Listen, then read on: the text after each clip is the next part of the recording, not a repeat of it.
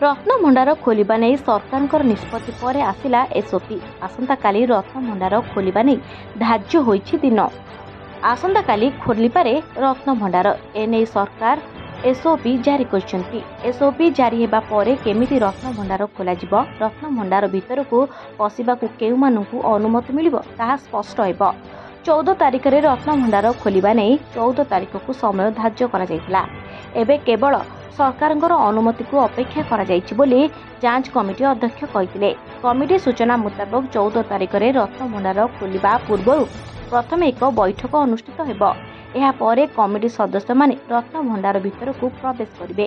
हेले रत्नभंडार भितर को प्रवेश करिबा पूर्व लोकनाथंकर पूजा अर्चना करा जिवो। एने समस्त कमिटी सदस्य साहित्य को भजन करुछन्ती।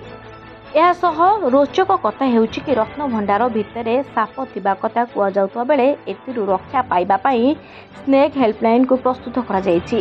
सेबोली रत्नभंडार रे प्रवेश पूर्वरु सेठारे आलोकीकरण स्वतंत्र व्यवस्था करा जायछि।